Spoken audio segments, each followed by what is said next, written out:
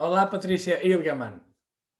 Seja bem-vinda ao Passo del Camino, um projeto do Caminho de Santiago para o Caminho de Santiago. E é um prazer tê-la aqui como convidada. Peregrina, hospitaleira, tenho um albergue no Caminho Francês só por hoje e é um prazer enorme tê-la aqui como convidada. Muito obrigado, Patrícia, por ter aceito este desafio. É um prazer. Ah, o prazer é meu estar aqui e partilhar juntos histórias do caminho que sempre são ricas e nunca acabam, né? Sempre são maravilhosas.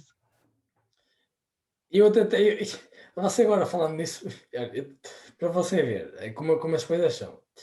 Eu no domingo passado, eu fiquei a ligar a uma pessoa, ao David, que é uma pessoa extraordinária, que tem um albergue de Bodenaia no caminho francês, no caminho primitivo. Toda a gente o conhece. Nós tínhamos falar no sábado e ele disse-me: liga-me no domingo de manhã. Eu, eu liguei-lhe no domingo de manhã, mas não falámos em hora nem nada. Eu liguei, não sei, aqui em Portugal, 11h10, 11h20, mais ou menos. Eu liguei-lhe e o que é que ele me diz? Sabes, Guilherme, eu estava exatamente agora a ver o vídeo que tu fizeste com o nosso grande amigo Júlio Leiroz, que é um amigo que temos em comum. Já viu? E aquela ligação de pensamentos. Isso, É isso aí. isso é. É isso aí. Venha, É importante. vamos lá. Como é que começou a sua história do caminho? Como é que conheceu o caminho Santiago? O Caminho de Santiago, ele veio por uma curiosidade, porque tinha amigas em comum que tinham feito, e aí eu decidi fazer. E eu não tinha uma vida muito sedentária, né? Eu moro na praia, né? Numa praia no Brasil, no sul do Brasil. Mas eu mesmo assim eu tinha uma vida um pouco sedentária de exercícios físicos, assim, enfim. E ali me estimulou a começar a fazer pequenas caminhadas no lugar onde eu morava. Enfim, estava me preparando para aquele caminho que eu, na verdade, eu nem sabia o que que era. Eu só tinha visto fotos das minhas amigas e aquilo já tinha me encantado. E aí, como eu ia sair do país, ia para um lugar desconhecido, eu comecei a estudar muito a respeito do que era o caminho de Santiago, o que ele significava, tudo, para mim estar mais ao par e saber. Bom, meu pai adoeceu, isso foi em junho. Meu pai adoeceu em outubro e ficou muito mal de saúde mesmo, muito mal. E eu fiz uma promessa, então, pela saúde dele, numa hora de desespero, numa cama de hospital, eu fiz a promessa pedindo a Santiago que meu pai não sentisse dor, nem que ele não ficasse, se ele ficasse vivo, não sentisse dor, e se ele morresse também não sentisse dor na passagem. E aí eu prometi levar a pedra à cruz de ferro, né? Sim. Então, assim, não era mais só a vontade de fazer caminho, eu sempre digo, era uma obrigação, né? Sim. E depois daquele dia, que foi um dia muito duro, um dia de dor dele, 4 dias depois, meu pai faleceu. E eu consegui, junto com uma intervenção médica, conseguir que ele não sentisse dor. Ele morreu sem sentir dor e no quadro clínico dele, ele estaria sentindo muita dor. Então, aquele momento, para mim, foi uma resposta, Santiago. Eu tenho muita fé hoje, eu sou uma pessoa muito ligada à história de Santiago, eu tenho muita fé nele. Quantos Então, o que querem? acontece? Sim, 1, tô. 2, 3, 4, 5. Isso mesmo. Também Então, sou. então isso me fez ir para o caminho francês, que eu fui em março, praticamente 4, 5 meses depois. Eu fui para o caminho de Santiago. Foi assim que eu tive contato. Espetáculo, espetáculo. Eu esqueci-me de comentar na introdução que você escreveu o livro. O Só por Hoje, primeiro, antes de ser albergue, era o seu livro. Era o meu Ah, livro. eu tenho um livro escrito, mas eu vou ser muito sincero, não vale nada. Eu,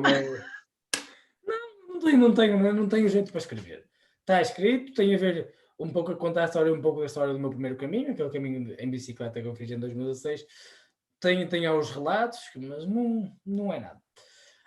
Não, é um relato, é importante. O meu livro é um livro muito simples, porque eu também não sou escritora. O que acontece que O meu filho sempre vê eu contando as histórias do caminho, sempre com muito amor, e eu ligava para casa contando histórias para eles todos os dias. Então, ele disse que eu tinha que transformar aquelas histórias em livro. Mas eu não sou escritora também. O que eu fiz? Eu fiz um livro simples, com fotografias, simples também tiradas de um celular, que são os relatos do dia a dia do Caminho de Santiago. Então, é o meu caminho que está lá, escrito. Mas quando... A pergunta vem no seguimento disso. Quando... nos primeiros dias da caminhada, quando você faz a peregrinação pela primeira vez, faz o caminho francês pela primeira vez, alguma vez imaginou que ia escrever um livro sobre esse momento? Se eu pensava em escrever esse livro antes, durante a caminhada, não, nunca. Se eu tivesse pensado em escrever o livro, eu acho que eu teria colhido mais informações, entendeu? Eu teria escrito mais dia a dia sobre isso. Eu perdi muitas informações que me passaram na hora de escrever o livro. Eu acho que eu seria mais detalhista, eu acho, se eu soubesse no caminho que eu ia escrever um livro. Olha, isto é uma pergunta difícil, atenção, porque o caminho de Santiago, cada dia é um novo dia, e cada dia, cada etapa é uma emoção, como é que eu vou explicar isto? É uma montanha russa de emoções, de momentos, de experiências, de histórias fantásticas que uma pessoa vive. A minha próxima pergunta tem a ver com... Imagine que nós poderíamos voltar atrás no tempo e você pudesse voltar exatamente a viver outra vez o seu melhor momento no caminho. Qual seria? A Cruz de Ferro. Genial. A Cruz de Ferro. Eu ainda não tive a oportunidade de estar aí, mas é um dos meus grandes sonhos, é passar aí, obviamente, por toda a história que está ligada àquele lugar. Mas olha, como eu comentava antes, eu tenho um grande apreço pelo caminho primitivo. O caminho primitivo foi uma experiência muito dura, não fisicamente, psicologicamente. Eu, por algo que se passou no primeiro dia, que é uma longa história, estive muito mal. Mas no quarto dia, em Tineu, um peregrino que eu não conhecia lá nenhum, acho que no dia anterior, em Salas, já tínhamos bebido uma cerveja ali junto com outros peregrinos, mas foi só trocar meias palavras, ou seja, falar durante 2-3 minutos e nada mais. Este peregrino vê que eu não estou bem, que está algo de errado comigo, e ele chama-me à sua beira, chama-me ao seu lado, e só me diz algo como isto: Guilherme, não dês importância às coisas que não têm importância. E estas simples palavras mudaram o meu caminho e a minha vida. E hoje em dia também é um grande amigo, é o Rafael de Sevilha. Ainda hoje falei com ele. E é um dos meus melhores, não vou dizer que é o melhor, mas é um dos meus melhores momentos no caminho. Foi ouvir estas palavras, sem dúvida. Para você entender o quão bom foi, nós depois, ele e mais 2 peregrinos espanhóis, o Javier de Valência e a Guadalupe de Badajoz, juntámos-nos os 4. Todos tínhamos começado o caminho sozinhos, juntámos-nos os 4. Infelizmente o Javier no dia seguinte teve que voltar para casa, não tinha mais tempo de férias, não pôde acabar o caminho. Então fiquei eu, a Guadalupe e o Rafael, e foi tudo o que você e mais o que pode imaginar. Foi um caminho perfeito, foi uma experiência perfeita. Nós passámos momentos maravilhosos, ao ponto, eu posso lhe contar assim muito rápido, ao ponto, e também vem na sequência da minha próxima pergunta. O caminho primitivo junta-se com o caminho francês em Melide. E Melide é conhecido porque pelo pulpo, E então, eu até nem era grande fã, eu aqui em Portugal também nunca houve o polvo, não como muito. Mas pronto, eles queriam ir, lá fomos à Pulparias Ezequiel, aquele é o lugar mais famoso do sítio.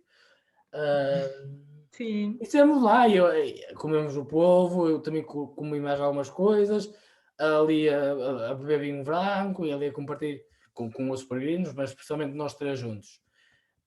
Pimentóis verdes. Nem tinha nada que aqueles pimentos. E pronto, mas o que acontece? Principalmente eu e a rapariga, que somos jovens, obviamente nós não temos a pedalada do Rafael, que era um senhor com já 52 anos. E no final do jantar já estávamos um pouco tocados. Ao ponto, e eu vou-lhe mostrar, ela não se importa, eu vou-lhe mostrar o que é que se passou minutos depois, a caminho do albergue. Isto foi em agosto, e a caminho do albergue isto em agosto ali 15, não sei exatamente, acho que foi no dia 13 de agosto, mais precisamente. E acho que aquilo era dias de festa, algum tipo de festa religiosa no, naquele, em Melide.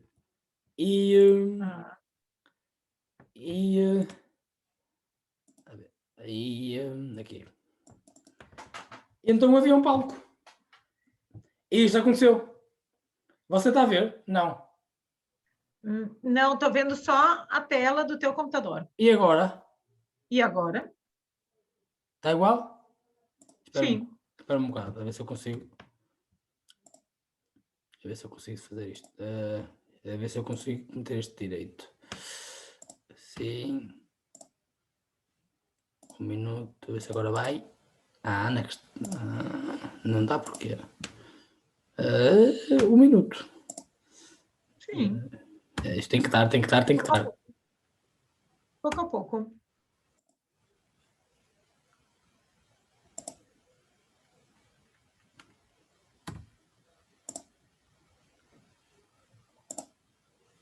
Não percebo porque é que não dá.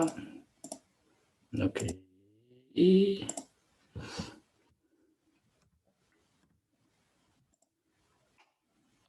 Ok.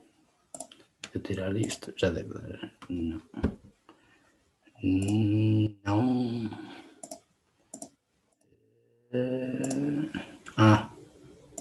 Agora vai dar. Agora vai dar.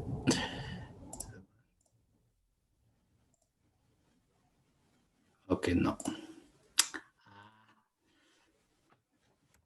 Tem funcionado, mas hoje não funciona, não percebo porquê.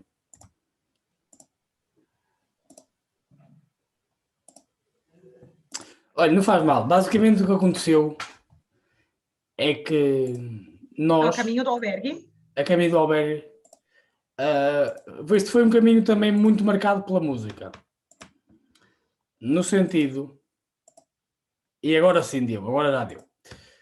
Onde nós tínhamos um hino do caminho, que é uma música galega que se chama A Santiago Voi, que é uma música de 1962, que é das minhas músicas preferidas, e aconteceu isto. Que delícia, né? A liberdade do caminho de Santiago. A liberdade de poder fazer e ser, né? Sim.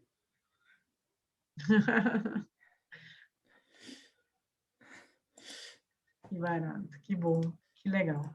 Um dos meus grandes momentos do caminho foi esse, sem dúvida. E como estas, também já são 5 caminhos, muitas histórias. E agora eu gostava que, se você pudesse, Sim. partilhar connosco algum dos momentos mais marcantes dos seus caminhos, por favor. Mais marcantes. Eu fiz um caminho só, o caminho francês, fiz ele completo. Ele foi, eu sempre digo que ele foi dividido em 2 etapas. A primeira etapa até a Cruz de Ferro, porque era aquela coisa de pagar a promessa do meu pai, e depois ali um caminho mais feliz, né? Um caminho mais contente, assim. A primeira etapa, eu tenho eu conheci em Carrión de los Condes, eu conheci um alemão que nós fizemos a comida juntos. Eu caminhava com dois brasileiros, nós éramos 3 brasileiros caminhando. Cada um foi fazer o seu caminho, nos encontramos, o Tiago, um brasileiro de Fortaleza, e a Liz, uma goiana. Nos encontramos durante o caminho e formamos um trio, assim. Então, a gente não tinha necessidade de caminhar sempre junto, mas sempre nos encontrávamos. Sim. Em Carrión de los Condes, no albergue das Madres, nós nos encontramos, fizemos uma janta, e como era muita comida, então a gente compartilhou com outras pessoas ali, encontramos uma argentina que era muito nossa amiga também, de caminho, e um alemão. E ele muito simples, sentado assim no canto. Eu lembro que o Tiago disse que convidou ele, porque o Tiago falava muito bem alemão, convidou ele para comer, e a gente via que ele só tinha comido umas bolachinhas, e ele veio, jantou, e foi muito querido e muito bem quisto. Rimos muito depois, porque estávamos todos no mesmo quarto. 2 dias depois, nós encontramos novamente o alemão, e o Tiago me puxou. A gente estava chegando num restaurante, me encontrei com o Tiago, e o Tiago disse: olha quem está lá, o alemão. Eu disse: é. Aí ele disse: vamos fazer uma vaquinha uma vaquinha no Brasil significa juntar cada um pouquinho de dinheiro, né? Sim, eu sei. Vamos dar uma vaquinha para fazer uma vaquinha para pagar o café do alemão. E aí eu disse: ué, por quê? Aí ele me contou a história do alemão. O alemão estava caminhando há 3 meses. Ele tinha sido diagnosticado com um câncer fatal, assim, que não teria mais cura. E então ele largou tudo que ele tinha, porque ele já não tinha filhos e coisa. Ele largou tudo que ele tinha, botou numa mochila e foi ao caminho. O médico dele tinha dado no máximo 6 meses de vida. Então, claro que ele tinha largado tudo e não tinha conseguido o dinheiro da Seguridade, alguma coisa assim. Então, estava numa situação bem difícil. E eu olhei para ele e disse: meu Deus, eu pensei que era apenas um peregrino no caminho. Eu não tinha me deparado ainda com uma história triste, assim, sabe? Com uma história de doença no caminho. E aí, claro, nós entramos ali, pagamos o café, tudo, ele foi super agradecido. E aí eu consegui enxergar nele, realmente, ele tinha um semblante de dor, de peso, assim, né? Mais adiante, uns 2, 3 dias depois, nós encontramos uma italiana que estava com a gente em Carrión de los Condes, e ela nos contou que ele tinha passado muito mal, que ela perguntou: alguém tem notícias do alemão? Eu disse: não. Ela disse que durante o caminho ela tinha encontrado ele, que ele tinha passado muito mal e tinha ido à Cruz Vermelha, então que ninguém tinha informações. O que acontece? Aquilo ficou para mim muito forte, Guilherme, porque assim, ó, nem tudo é alegria, nem tudo, né, é leve no caminho de Santiago. A gente, às vezes, vem com uma carga e se transforma e fica mais leve no caminho, porque o caminho nos dá um retorno. Mas eu me deparei com muitas cruzes no caminho, que eu disse: eu não sabia, nos meus estudos, que pessoas morriam no caminho de Santiago. E eu me deparei com essa realidade, que pessoas vão morrer no caminho de Santiago. Elas saem de suas casas para morrer no caminho de Santiago. Então, isso foi uma coisa bem chocante no meu caminho, assim, em que lugar eu quero estar? Eu quero estar no caminho de Santiago. E tem pessoas que querem estar o seu último momento no caminho de Santiago, né? E isso foi esse alemão que me contou, que presenciei nessa história. Eu não sei se ele veio a falecer, se ele não veio a falecer, mas ele me trouxe esse outro lado do caminho de Santiago. Então, eu tive várias informações sobre o caminho de Santiago, e esse lado foi o lado um pouco mais triste, mais não é pesado, né? Porque eu acho que é a vontade da pessoa e é uma coisa boa que pode se cumprir, né? Mas é uma realidade diferente. O Caminho de Santiago foi bastante marcante para mim, essa história. Claro, eu tive histórias felizes também. Te contei uma história mais marcante, assim. Sim. Mas tive histórias muito felizes. Eu, assim, marcante, até quando... Não é que seja uma história inteiramente relacionada ao caminho, mas eu tenho um grande amigo, que é o Filipe Pinho, que eu conheci no caminho. em 2017. E foi também uma história assim muito, muito engraçada, porque em Pontevedra, o albergue, nós conhecemos em Pontevedra, o albergue de Pontevedra tem 80 camas. É um albergue público, um albergue muito grande. E naquele dia, eu não sei, existia, não sei, uns 120. O albergue abre à 1 da tarde. Isto, sobre o meio-dia, existiam 120 peregrinos na fila para entrar para o albergue. Era uma coisa louca. Eu conheço, porque eu já tinha feito às vezes, em frente ao albergue público existe um outro albergue privado. O albergue também estava cheio. E eu, Em que mês era isso? isto em Alta temporada. julho, sim, alta temporada, sim. Sim, verão. Em verão, sim. Sim, e sabe que nos últimos 100 quilómetros ainda pior. E eu vinha ter feito isto, mas isto foi culpa minha. Tinha feito primeira etapa 38 quilómetros, segunda etapa 38 quilómetros, terceira etapa 36 quilómetros. Esta era a quarta etapa. Eu estava completamente partido, completamente exausto. Eu pensei assim para mim: hoje em dia teria feito de forma diferente. Eu pensei, olha, não importa, o primeiro sítio que encontrar que esteja um lugar disponível, eu tenho que ficar. Eu tenho que ficar, que eu estava morto de cansaço, doía-me o joelho, tinha os pés cheios de bolhas. Isto foi uma loucura.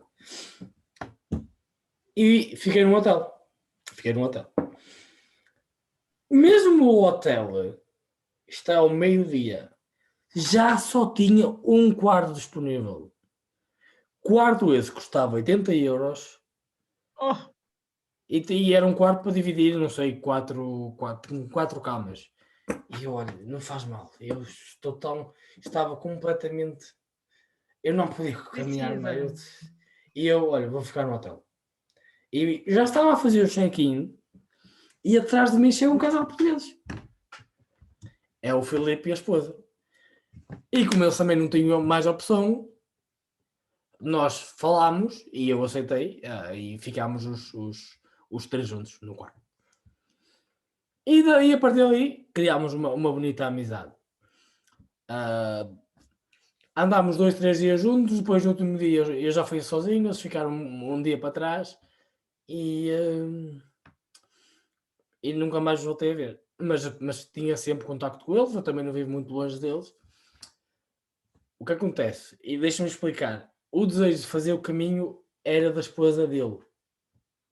Não, ele estava lá basicamente para acompanhar. Era assim que ela via o caminho, era um Sim. acompanhar. O desejo de fazer o caminho era dela. 6 meses depois, nós fizemos, não deve ter sido tanto, nós fizemos em agosto. Em novembro, infelizmente, a esposa dele faleceu por um aneurisma. Puxa.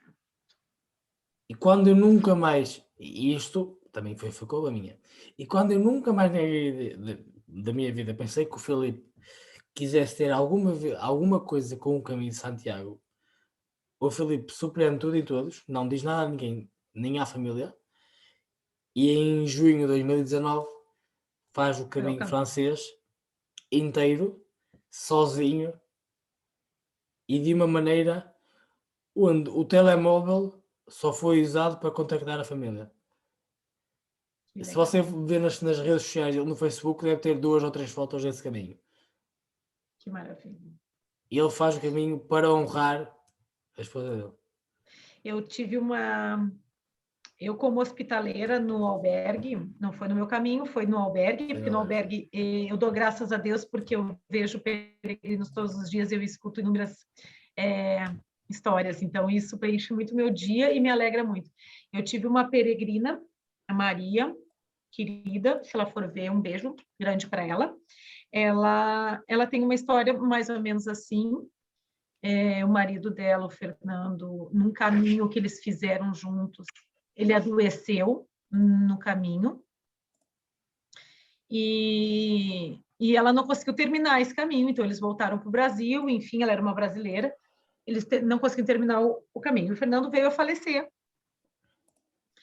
E e ela voltou o caminho para terminar o caminho do Fernando. Eu achei aquilo maravilhoso, muito bonito mesmo.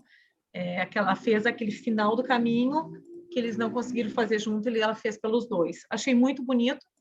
E agora ela diz que agora o próximo caminho vai ser o caminho dela, né? Então ela vai fazer só para ela, porque ela fez o caminho em homenagem toda ao marido que havia falecido. Acho muito bonita essas histórias de devoção, assim, acho bacana. Olha, sabe, nós como hospitaleiros, ok, você tem um albergue, é diferente, sou hospitaleiro voluntário. Não, somos todos hospitaleiros. Sim. Mas como hospitaleiros, também encontramos histórias magníficas. E eu tenho uma que nunca mais na minha vida vou esquecer. Como eu disse, eu sou hospitaleiro normalmente ao fim de semana, mas a associação que faz a gestão do albergue gosta muito de mim e gosta do trabalho que eu faço no albergue. E quando o funcionário, que é o Carlos Fitas, que é um grande amigo meu, tira férias, e eu é que vou fazer o lugar dele. E ele costuma sempre tirar 2, 3 dias no início de maio. Eu então, no início de maio de 2019, estava no albergue hospitaleiro a fazer o lugar dele. E melhor que ninguém você sabe, principalmente, eu estou a falar o caminho português que é a base que conheço melhor. Mas acho que é igual no francês, os meses, ou seja, abril, maio, setembro, outubro, são meses muito concorridos. Sim, alta temporada. No dia, eu não tenho a certeza, ou 1 ou 2 de maio, mas acho que foi no dia 2 de maio, o albergue onde eu estou tem 42 camas, 42 literas. No albergue, nesse dia, 2 de maio de 2019, eu meti ali dentro 58 peregrinos. Superlotou. Estamos a falar de um albergue público. E eu, por mais que se calhar a associação não quisesse, eu não consigo deixar um peregrino a dormir na rua, sabe? Ou mandá-lo continuar mais uns quilómetros para a frente, sabe? E então meti aí dentro 58 peregrinos.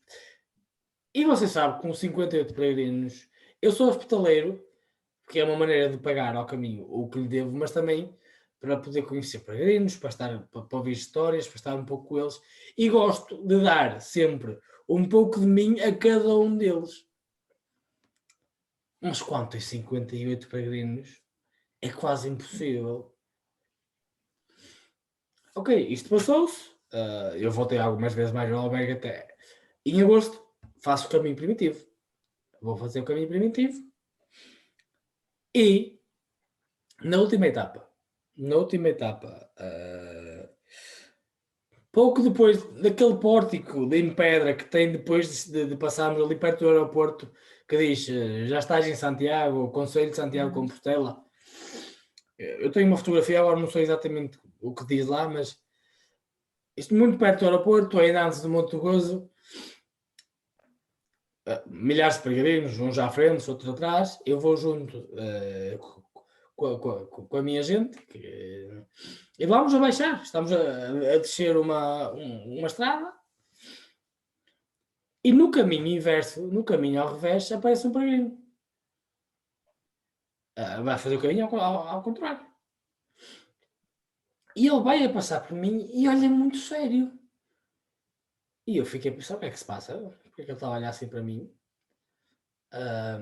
Mas eu continuo para baixo, ele continua a subir, mas olhámos os dois para trás.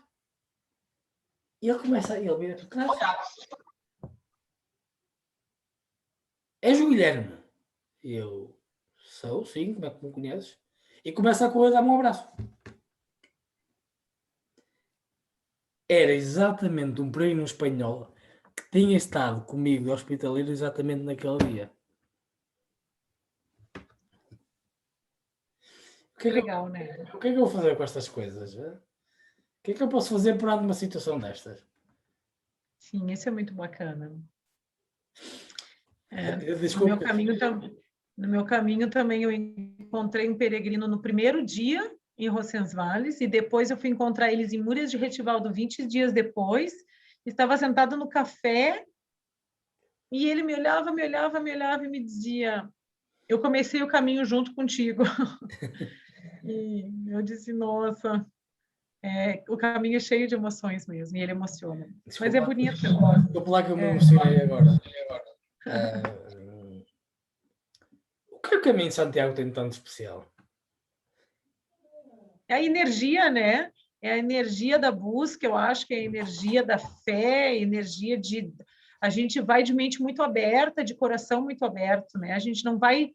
Eu acho que as pessoas não andam com armaduras, né? No caminho, isso facilita muito a troca de emoções e a própria emoção de cada um aflorar, assim. Eu acredito que as pessoas vão muito sem máscaras e sem armaduras, e isso daí facilita muito a troca das emoções. Espetáculo, sim, sem dúvida. Como é que uma gaúcha se muda de armas e bagagens para a Astorga? E às vezes parece que é uma frase pronta, porque tu me disse isso no início e eu queria te dizer que é a mesma coisa comigo. Lembra que tu me disse que tu faz tudo isso em função da troca, de te retribuir um pouco no caminho? Então, quando eu voltei do meu caminho, que foi magnífico, porque eu entendi, eu troquei a dor da perda do meu pai pela saudade e eu entendi que eu podia ter uma outra vida, que eu podia me valorizar como mulher, ter um outro caminho. E eu entendi que eu podia também fazer um albergue, né? Eu queria estar no caminho de volta, eu queria retribuir também, eu queria dar de volta um pouquinho de tudo aquilo que eu ganhei, só que eu também não tinha condições de fazer, porque eu morava no Brasil, eu não tinha condições econômicas de ficar lá de férias e, né, e tentar, de repente, ficar um mês de hospitaleira voluntário, coisa assim. Não, porque eu tenho 2 filhos, então eu precisava juntar a parte econômica, financeira, com a parte de doação. Então, foi aonde que eu decidi voltar ao Caminho de Santiago para montar um albergue e estar no Caminho de Santiago e retribuir. Assim, eu cheguei lá no albergue com essa vontade de retribuir. E foi tudo de muito sucesso, foi tudo muito rápido, aconteceu em 6 meses depois do meu caminho. Eu cheguei em maio do meu caminho, em agosto eu já estava montando o albergue em Astorga. Eu sou muito determinada e era uma coisa que eu queria muito. Graças a Deus deu muito certo, mas o meu albergue é bem pequeno, porque o que eu quero é assim, poder estar na Europa, poder estar em Astorga com meus 2 filhos, me manter economicamente ali, não estou almejando ganhar dinheiro, me manter ali, poder dar uma educação boa para meus filhos, mas além de tudo, viver o caminho de Santiago, que é o que eu faço diariamente. É a troca que eu tenho com os peregrinos, é o tempo que eu me dou para eles, a parte da janta, onde eu consigo, que é a parte mais importante que eu digo do meu caminho, do meu albergue, é onde eu consigo sentar na mesa com todos e ali a gente fazer a troca de histórias. Então, assim que foi. Depois que eu descobri o caminho de Santiago, o albergue foi só um passo para estar ali sempre. Espetáculo. Né? E o que é o Só por Hoje? Fala-nos do seu albergue. Só por hoje, ele é assim. Quando eu voltei do meu caminho, meus filhos disseram: mãe, então tu tem que escrever um livro relatando tudo que tu passou. E eu disse para eles: bom, mas eu quero que você saiba que a gente vai para a Espanha, que a mãe vai montar um albergue, né? Uma história dessas todas. E aí meus filhos disseram assim: a gente já tem o nome. O nome é Só por Hoje. E por que só por hoje? Aqui no Brasil, eu não sei como é que é aí em Portugal, mas existem grupos de ajuda a, por exemplo, alcoólicos anônimos, narcóticos anônimos, sabe, não? Então, nesses grupos de ajuda, o lema é Só por Hoje. E eu fiz parte de um grupo de ajuda como voluntária na parte administrativa durante muitos anos. E os meus filhos viveram essa realidade de encontro com as famílias das pessoas que precisavam de ajuda, tudo. Então, eles sabiam desse lema Só por Hoje. E com todo o meu relato, eles diziam que, e eles com toda a razão, né? Eles diziam que era só por hoje, cada dia, porque cada dia eu tinha uma história para contar. Então, era só por hoje. E, além de ser o nome do meu livro e além de ser o nome do meu albergue, diariamente no albergue, na hora da janta, que é um buffet, antes das pessoas se servirem, eu e meus filhos contamos, então, o nome, o porquê do nome Só por Hoje. Contamos a história do grupo de ajuda, que eles fizeram parte, né, como voluntários, eu e eles, e que no albergue, Só por Hoje, a gente pode dar uma cama confortável, um banho quente, toalhas limpas, uma comida saborosa e uma acolhida, né? E uma empatia de hospitaleiro. Então, Só por Hoje, aquele dia é dos peregrinos. Um de cada vez. Espetacular, espetacular. Solo por hoje, Just for Today. Just for today. Como seja. Como seja. O caminho, além de ser uma ruta de peregrinação, uma ruta de amizade, uma ruta de self-discover, ou seja, de redescobrirmos, de redescobrirmos a nós mesmos. O caminho também é um caminho de aprendizagem. Muito. E o caminho sempre nos ensina. Sempre. Muito. O caminho ensinou-me a ser muito mais respeitador. O caminho ensinou-me a lutar pelos meus sonhos. O caminho ensinou-me a nunca desistir. O caminho ensinou-me a lidar com as pessoas, a lidar com as situações. O que é que o caminho lhe ensinou?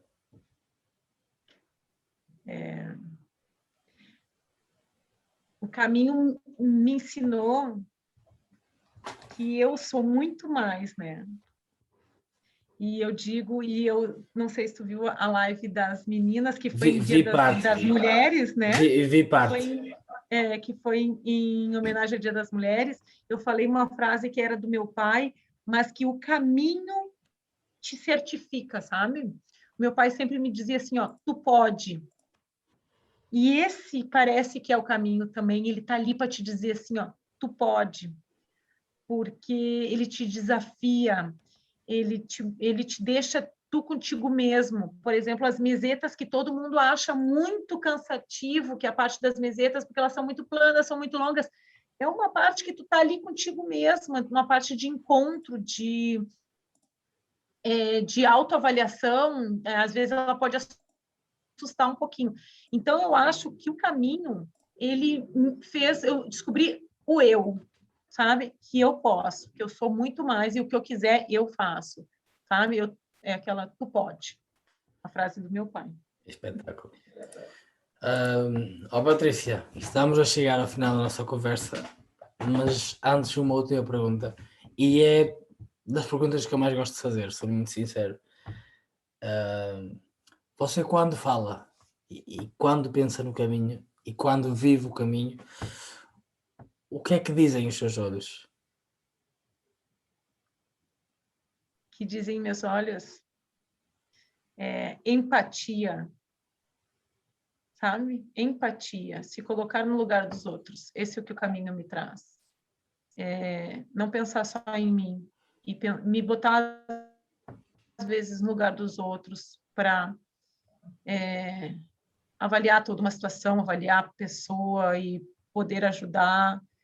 Ajuda, o caminho é muito ajuda. Então, eu acho que a empatia é a palavra que, para mim, define muito o caminho de Santiago, sabe? É coisa assim que a gente não vê no nosso dia a dia. Acho que as pessoas, hoje em dia, elas estão muito egocêntricas.